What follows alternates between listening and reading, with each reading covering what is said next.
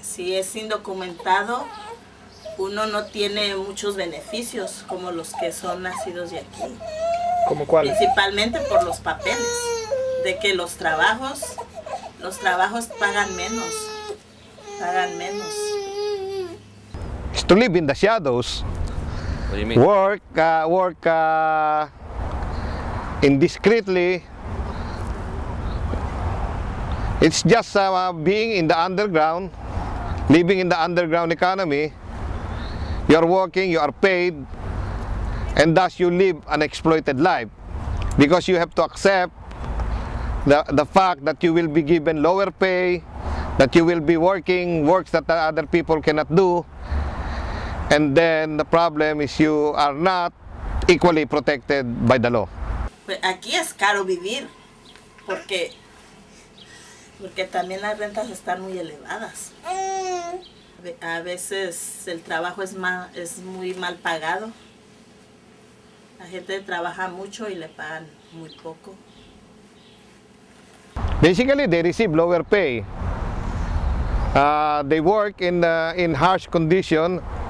The dirtiest, the dangerous, and the hardest work are given to them.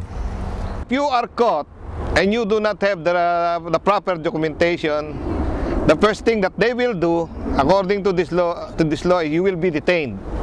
And after the processing, you will be deported.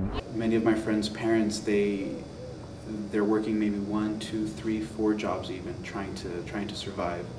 Pues sí, uno tiene que usar todo lo que tiene uno a su alcance para sobresalir. En México no tenemos muchas oportunidades de sobresalir. Pues como aquí, hay muchos niños que no tienen que comer y aquí sí. Immigrants of different nationalities went to the United States to seek better future and work. Pues para venir a este país tuve que venirme por el cerro con mis hijos, uno de 15 años y uno de 5.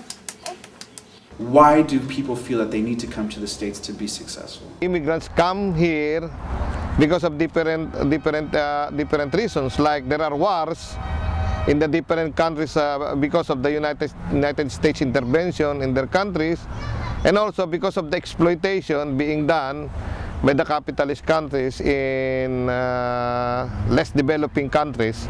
So the tendency is for the immigrants to come to the United States. Para mejorar, para darle mejor vida a mis hijos. Allá muchas personas tienen que trabajar.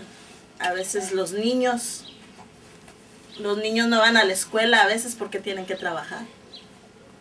When we start looking at the statistics, most immigrant youths are in urban areas such as this one that have a lot of teachers that aren't fully credentialed, that don't have a lot of resources, that are overcrowded.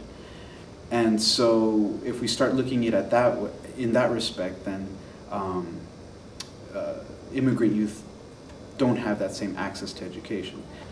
Unfortunately, a lot of the students that I have are working maybe 1 or 2 jobs, maybe 3, to help their families. And so education and access to education is like a long-term kind of goal. You know, this is something that I'm going to do for a long period of time. But the immediate necessity for a lot of these students is I got to take care of my own. I got to take care of my mom. I got to take care of my dad. I got to contribute to my family. And so there's a lot of things that are affecting this dropout rate. I think everyone should have access to education, and it's unfair that we penalize students for decisions their parents made. Because an undocumented student didn't make the choice to come here to the States. Their parents did. The undocumented student is just trying to figure out how to survive in this society. And we know that one of the pinnacles to survival here is education. And so not allowing undocumented immigrants financial aid to get that higher education, you know,